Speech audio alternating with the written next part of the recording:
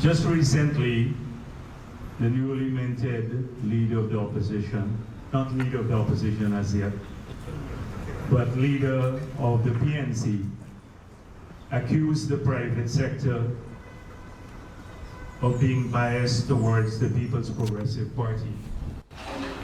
And that was largely because of positive statements made by the private sector in relation to the tabling of two pieces of legislation in the National Assembly: the local content bill and the reform of the Natural Resources Fund. Now, clearly, he does not understand how important these two pieces of legislation are to the development of this country, and how important they are for defining the framework and ensuring predictability that the president spoke of for the private sector. These bills are these areas, local content policy and legislation to define that policy, has been lobbied for by the private sector for almost 5 years. And therefore, it was not surprising that they would welcome the tabling of the legislation. And we have been criticized for taking too long to reform the Natural Resources Fund, which was born out of illegality, so as to operationalize that fund and to start utilizing the resources to benefit our country. And so they welcome that too. Now, you're going to be accused of, every time you say anything positive in relation to things that even are good for your development and your business, of being in bed with the People's Progressive Party or the government. And it is up to you to either, as has been the case in the past, to retreat back into neutrality or to go silent and often issue a balancing statement. Well, that doesn't work in this area, will not work. We don't have a problem, and you should not be ashamed of supporting issues that are good for your business and for you making money and the business environment.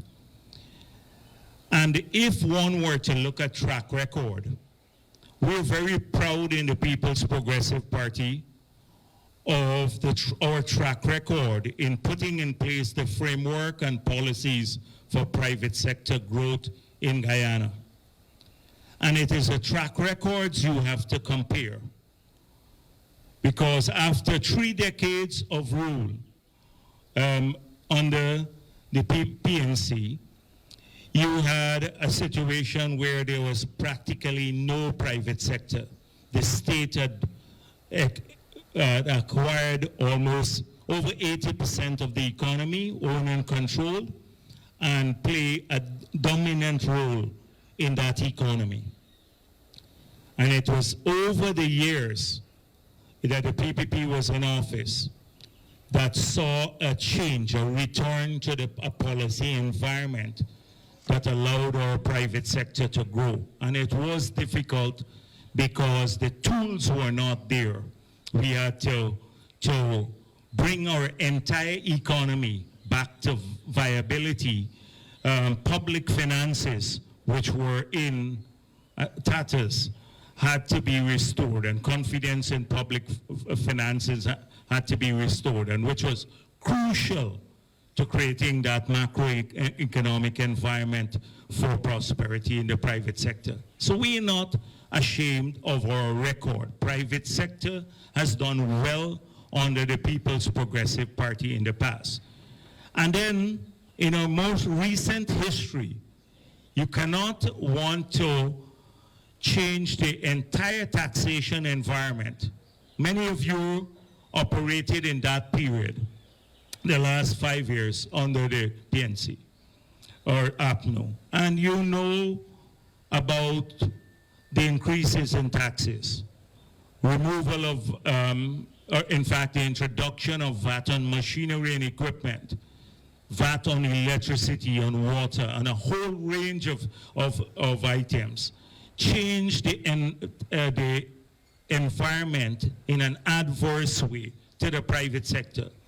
So if you support a removal of that, and you support and you welcome it, should not be seen as supporting a political party, as the president said, but supporting good policies, a good framework for your development. And you have to have the courage to stand up and defend this. And that courage would be critical as we move forward. And I'm going to get to that in a moment as to why the courage would be critical. But this is what the Irfaan Ali government has spent in the last 16 months doing, reversing that environment that would have been adverse to private sector growth and development, and crafting a new framework for future growth. And trust me, the framework has been entirely absent, because all of the projects that have been left by the PPP to achieve the old goals, they had been implemented, but there had been no projects in the pipeline to achieve future goals of the country, development goals, and they were not even conceived of. The goals were not defined, nor the projects conceived of. And trust me, it takes several years from the project identification to implementation for one of these projects that would have the transformative effects that he's been speaking about.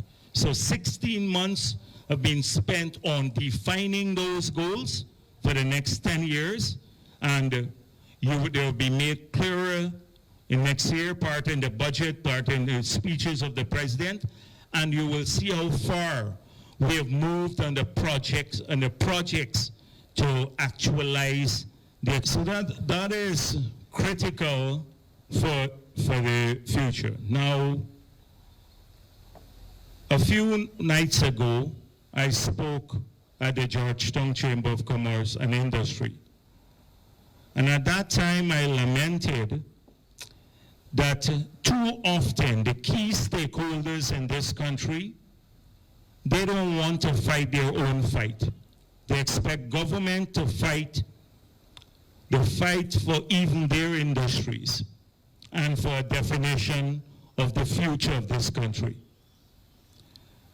And they have, if you're partners in this development, you have to also wage that fight, at least at the advocacy level. And so it is recognized that the private sector, along with the labor sector, they are key stakeholders in this country, and they have constituencies. There are a number of organizations in this country that do not have constituencies, but they're much more vocal, and they're taken more seriously here and internationally than the organizations that have constituencies and the government that has a mandate from the people.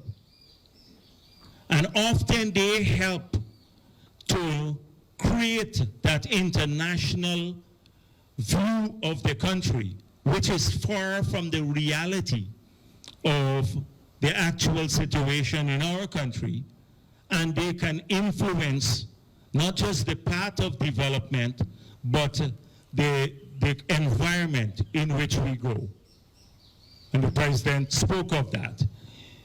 So how do we ensure that our voices, we're not asking that you slavishly support what the government is doing, but that you yourself assess where things work in your favor and you ensure that your voices are heard. So let's come back, let's go and give a couple of examples. The Natural Resources Fund was tabled, the amendments to the fund, a couple of weeks ago. And we've had several comments from the opposition, which is fine.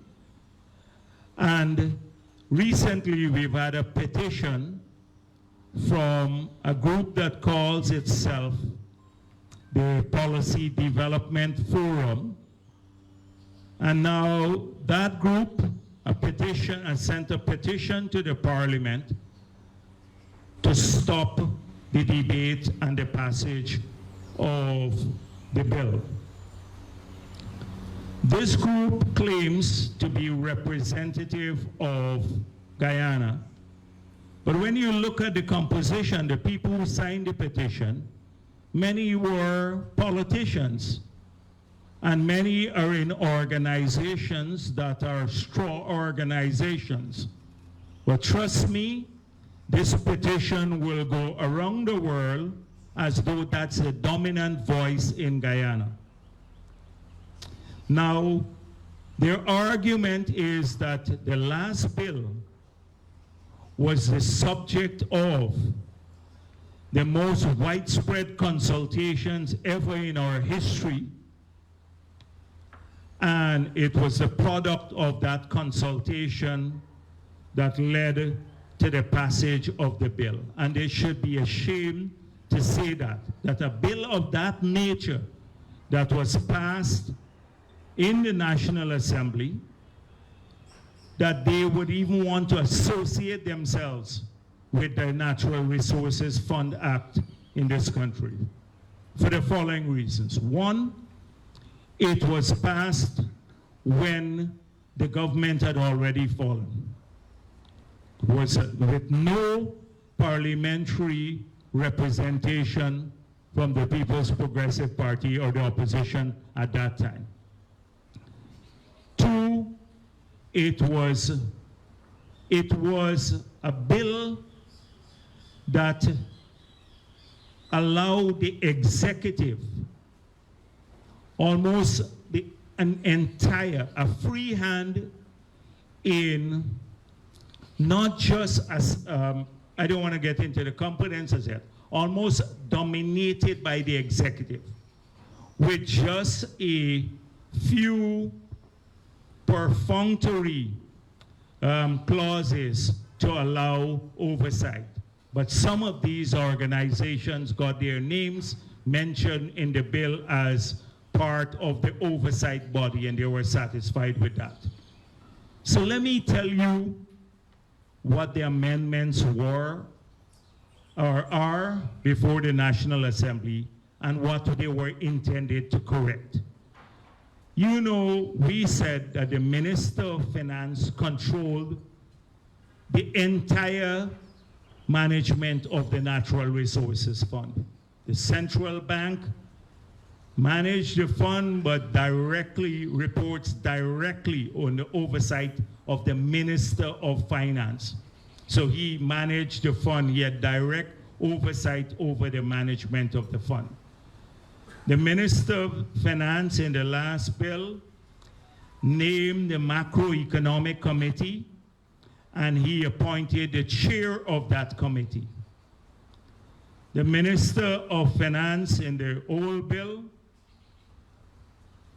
put together a fiscal committee, and he was solely responsible for determining the fiscally sustainable sum to withdraw from the Natural Resources Fund. So on those components, on the management of the fund, and in terms of how much money could be withdrawn from the fund, the Minister of Finance had total control. We said we wanted to put in place an arm's length relationship between the Minister of Finance and the management of the fund. So what we did here is that we inserted a board of directors for the management of the fund, appointed now by the president, not the minister himself, but appointed by the president. And on that board of directors, we now have a representative from the private sector. We have a representative from the private sector and someone from the parliament that has to go through a parliamentary process, get the support of both sides in the parliament. This is directly in relation to the management of the fund. Now, the past one, the Minister of Finance did everything alone. Here, the president appointed the board of directors, not the minister.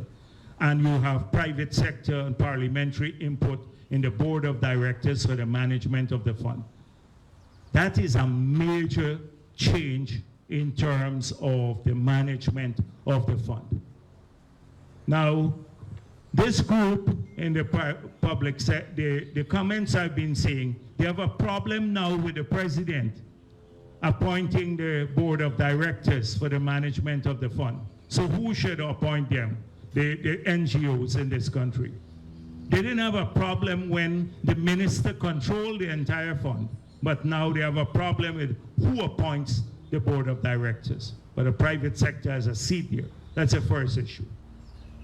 Secondly, on the macroeconomic committee and the fiscal rule, the Minister of Finance could, in an arbitrary way that is not transparent to no one in this country or none of its citizens, they withdraw any amount from this fund. Any amount with no limitations, could withdraw the whole fund if the macroeconomic committee, which is under his direction, decides that it is an economically sustainable sum. And then on the fiscal side, he solely determines, I want all of it. Now, you know, macroeconomic projections and fiscal rules are all assumption-based. We've seen in another country that's very close to ours, how the Heritage Fund could be manipulated. The minister just overestimates the revenue forecast for the country. You have a shortfall. The shortfall has to be filled from the fund. Then they withdraw a large amount from the fund. Could be manipulated. We have opted now to replace that with a transparent system that every single Guyanese will know now how much money will come to that fund, to the budget, and how much would be saved. If every person now knows exactly how much, by law.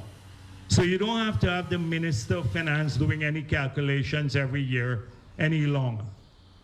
This is the most transparent system for the transfers to the fund.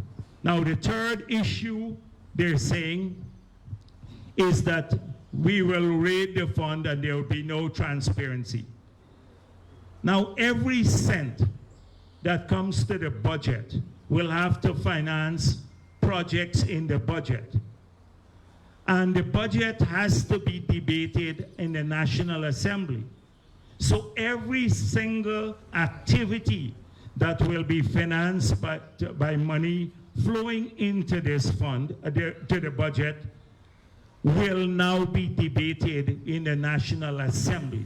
Every single activity or expenditure that is done at the national level. So that's the greatest, the opposition will have parliamentary oversight over the expenditure. The fund, the money coming into the fund, the resources, is just on the financing side. But on the expenditure side, it is subjected to a full debate and appropriation by the National Assembly. So that is transparently done too. So what were some of the other comments, Ashni? Oh, there's no role for the opposition. There is a role for the opposition in the investment committee and through the debate of the whole government accountable for the expenditure through the debate on all of these resources of everything. Then we have replaced now a 22-member oversight body in which the Press Association of Guyana had a seat on that. It's almost impossible to have an oversight body with 22 members in civil society, and we have replaced it now with about 9 or 10 persons. From Parliament, so that the opposition has an input, 2 from the private sector, 2 from the labor movement, and some others. But the private sector now has a role in the oversight of the fund. Every year they have to present a report to the National Assembly, which will be debated. The Minister of Finance would have to present a report to the National Assembly on the resources transferred, etc., the operations of the fund, which will be debated in the National Assembly. We have strengthened provisions on the penalty side. We made it clear in opposition when the Minister of Finance at that time denied that they had collected the 18 million signing bonus. He said in the newspapers, we never requested it, nor did we receive it.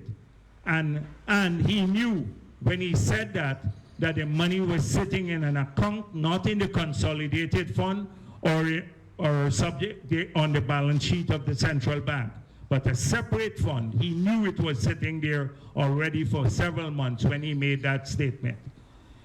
So had we had a law that we're proposing now, you would have gone to jail for 10 years. We've put a penalty of 10 years imprisonment if the Minister of Finance does not, upon receipt of any money from any oil company, within 3 months of the receipt, publish it in the official gazette and notify the Parliament. So we believe this is a major strengthening of the legislation. It deals with transparency, inclusion, the use of the funds, and we cannot allow a group of people who don't even have a constituency stop the development of this country. When you go to an electorate with a program and you promise them to do something and they give you their support, that's where legitimacy comes from, the electorate. They don't have that legitimacy. They don't have that legitimacy. And if we have, so this legitimacy comes from fulfilling your responsibility to the electorate. And that is precisely what we promised. We promised to do a number of things. We promised to reverse taxes, we did it. Promised to return the bonus to the joint services, we did it. We promised to restore the children's grant, we did it. We're fulfilling what we promised to the people of this country. Everyone should want to a political party that fulfill its promises, to do so. And so this is why your voices have to be heard too. Now that is on the Natural Resources Fund. On the local content policy, it's to our credit as a country that this early in our development of the resources that we've been able to put together a local content legislation. And I know a lot of people here from various sectors. Some are extremely happy and some are a little worried about the percentages in the schedule. Do not obsess about the percentages.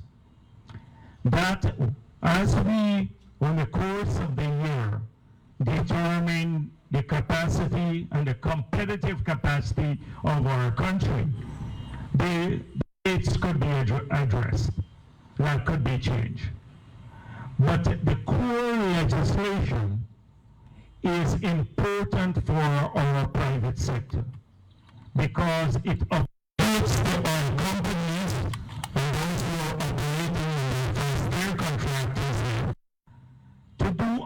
number of things that we have had complaints from the private sector they were not doing. Many complained that they did not know about the opportunities. The bidding process has to be a transparent one. So Guyanese can know of the opportunities. Whether you're on the register or not, you know of all the opportunities available for either employment or for supply of goods and services to the companies. Secondly, the companies will have to submit their master plan, the local content master plan, and an annual local content plan. And that plan would have 3 subcomponents. One on procurement, capacity building, and it is, I think, employment. 3 subcomponents. So then we can see in a dedicated way how the companies are trying more and more to fulfill or to get more locals involved. But there are parts of those plans that would be published too, so that you can then be aware of the opportunities available. So apart from the bidding process being more transparent, with the publication of those plans that come in and are approved, you would see then more about the specific opportunities for employment, etc. Then the register. We will have this register of Guyanese companies. We've defined what the companies are and their penalties, so all of you now have to, as quickly as possible, try to get on the register. There'll be 2 registers, one for employment and one for supply of goods and services. So you can, on the one for supply of goods and services, it could be an incorporated company, 51% owned by Guyanese with 75% management, 90% unskilled, or an individual to supply services. So right now, you have, the ball is in your court now to ensure that you make full use of this. We want to work with the companies to see that it is done as smoothly as possible. And we learn a lot as we go over the course of the next year. We'd have to work with you in building capacity. There'll be a massive training program that I'm sure the President will speak of that we're engaged in. But that bill will radically change the environment for local people. And it would allow them to share some of the prosperity in the industry. And it should be fully welcome. So I don't see you welcoming it as being pro-PPP, although I wish, like the President said, he doesn't want you to support the party, the government, but as General Secretary of the PPP, I got to support the party too. I'm speaking as General Secretary too of the PPP. Of course, we work hard so that you will support us politically too, not just as government, but as a party. So I'm not going to go into much more detail because we can engage a little bit later on that. But these are 2 seminal pieces of legislation. They require your active support, your vocal support, your vocal support. The naysayers want to stop everything under the sun, everything under the sun.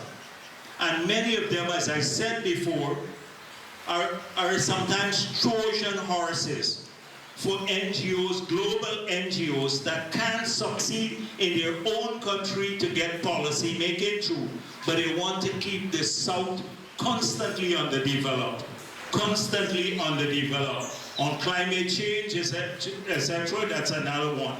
Their countries are busy pumping out greenhouse gases, but they believe that we're the ones who have to save the world now, although our greenhouse gases are a fraction of global emissions. But we now have to shut down everything here. And so too in many other areas. Many of them just get a pat on the back, oh, you're the conscience of the society. They're not the conscience of our society. They're people, ordinary people. Many of them have cushy jobs. You go to Blackbush Polder and Linden and maybe some parts of South Georgetown or Paramakotoy or one of these areas, and that's the people we have to work for. And the private sector. Those are the people that matter. And they want a better standard of living. So a lot of these projects that the government will come up with, you'll hear that. And it's the same group. Look at the same faces. They've not changed in the last 30 years. You check the names and you can take the names off and you see the same faces. But we have to go forward now, and you have to do so too, the private sector. Can't sit quietly and help and allow others to help to define that environment, because that environment is crucial to your success. So the formula, we can talk a bit more about the formula and the bill a little later about how it works. And also below a threshold, X amount of money comes to the Treasury. And with 500 million intervals, a larger share of it goes to saving. So that and on the money that comes to the budget from the oil and gas resources, we have to be cautious too. And I tell you this, that we cannot make the same mistake as other countries did, where when they get a lot of oil money, and there is not a lot of oil money at the beginning. So trust me, until probably the next 4 or 5 years, not going to be a lot of it. And I say that compared to, say, the size of the financing needs of the deficit at this point in time. And the financing needs of the deficit are huge. The deficit has grown because of COVID and everything. So if part of those proceeds have to go to financing deficit, it will, although you don't see it in a part of a project, it allows now the government to borrow less from the domestic banking system, and that allows more room for private sector borrowing. Hopefully the banks will get a bit more when they're left with more money. They'll drop the interest rates and stuff. I see some of the bankers here. But if the government keeps going in and creating a demand for the money, then they can lend some of that to the government and keep the interest rates higher. Although there's no perfect elasticity between their rates and the demand. So that is something that is crucial for us. But ensuring that we don't blow recurrent revenue. And that's why you're going to see, as the president pointed out, a lot of the oil and gas money comes in will be to support future growth. The highways, the bridges, the power plants of the future, and a lot of expenditure on the capital side, which don't commit you to long-term expenditure. That is what a lot of countries did. They increased their recurrent expenditure, and when you had the waning of the oil revenue, then they're stuck with this huge bill with no means of financing it. So you're going to see that philosophy prevailing in the entire budget as we go forward, largely because we're conscious about how this is, the problems that this has caused in many countries. So I just wanted to say that. But thank you very much for being here. We're looking forward to your support, because it's important that you get involved now, and as the president said. Thank you very much. So when the last government was there, they had a grant from the British, and they decided to allocate it towards that road. It may not have been the highest feasible. If you build a road along the coast or you built a highway, the return would have been greater because of traffic flow and all of that. So when we got into office, we said, what's the possibility of restructuring? And they had gone too far at the CDB level with the preparation. So we then decided that we are not going to borrow. There is a grant component from the British and a loan component. We're not going to borrow all of that money. So we capped our borrowing from the CDB since we could not drop the project. And we then restructured the road to ensure that we did not have to increase the borrowing excessively. So now someone coming at this don't even understand what has happened when we got into office. But this is not a unique situation. It's not unique because in almost every single area we have had to do major cleanups. At GPL, we're restructuring some loans there because corrupt tendering practices and all sorts of things. You know, the power plant. Just in the period when no confidence motion was passed, they took money unconstitutionally from the budget, the consolidated fund, and part paid for the power plant without any foundation or anything done. And people ask, why do we have blackouts now? A lot of people say, oh, it's increased under the PVP. And I say to them, we had a plan to deal with this. By 2017, the hydro would have been on 3. That's 160 megawatts, the Amila hydro. If you come into government, you kill the hydro, but you didn't replace base load, no new investment in 5 years, base load excepting for a little unit in Essequibo, then these units were all that we had running there. What do you expect now?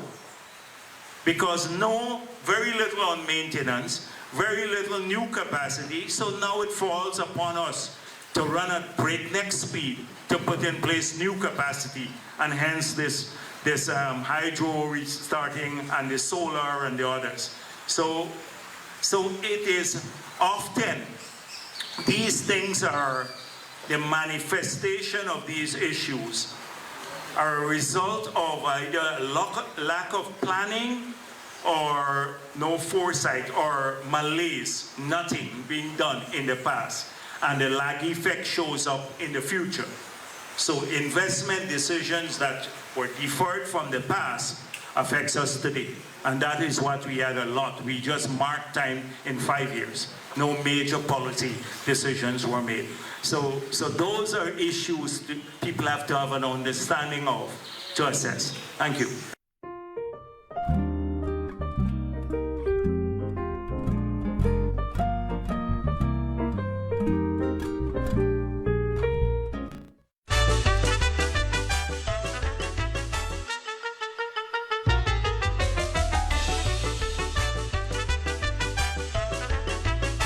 This is We Is Back on Christmas Day, Boxing Day, and New Year's Day.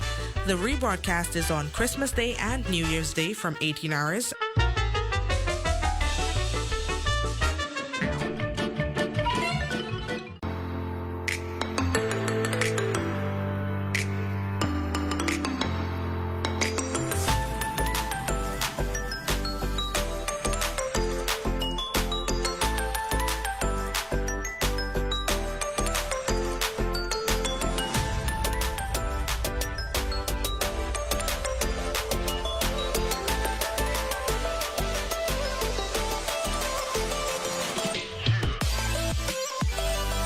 Now for the cake, we got flour with sugar, vanilla essence, cola essence, pine essence, the ginger powder, cinnamon powder, and Why you doing all the fancy seasoning when they even open yet? Radical,